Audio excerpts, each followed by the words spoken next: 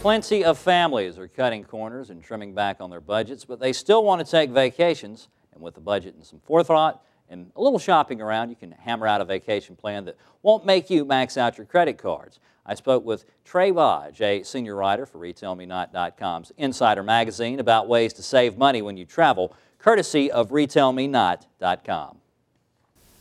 Trae Bodge from RetailMeNot's Insider Magazine. Trae, thank you so much for taking time to chat with us today. Thanks for having me. Yes, ma'am, our pleasure. Trae, let's talk about some travel deals. Lots of people do these Groupon things. Lots of people are using websites to hunt for deals, and some people still use travel agents too. Where do you find the best deals? Because we're such a big site, we have a lot of exclusive deals that you may not find elsewhere.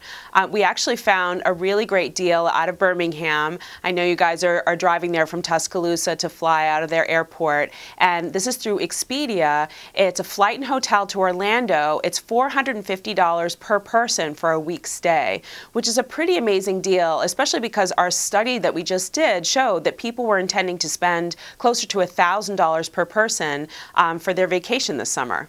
Wow, so that's pretty significant savings.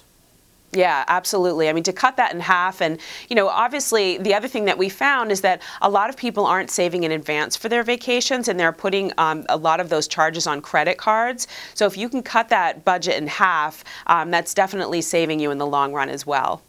Let's talk a little bit more about air travel. Despite all the hassle with the security scans and the searches, and the downtime that you spend in baggage trying to board the plane, air travel, it's still the quickest way to go long distances, but it's expensive. Now, do you have some good tips on getting around paying top dollar for your airline tickets? Well, when it comes to flying, there is very little wiggle room still, to your point. But the best thing to do, actually, is to look for package deals. So if you can find something that's an airfare and a hotel together, like we found a Southwest flight, actually, out of Birmingham. It's a flight and hotel coupon on Retail Me Not for $75 off for Las Vegas. Again, if you're going to be buying those flights individually, you may still struggle with those prices. So what a lot of people are doing actually is they're taking road trips. Gas prices are falling, and we're encouraged to see that. So people are saving their money this time and hitting the road and going on road trips. So you think that you're better off bundling, like maybe your airfare and your hotel stay together. Do you have some tips on hotels specifically? How do we find a good place, and how do we not pay $300 a night?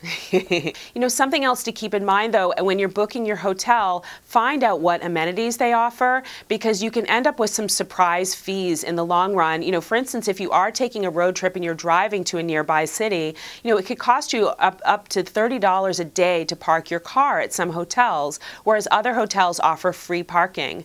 Wi-Fi is another option. You can pay $15 to $20 a day for Wi-Fi at one hotel versus another hotel you might get it for free. So before you book that hotel online, you may find a great deal, but give them a call and see what amenities they offer and see what's included in that price that they're offering.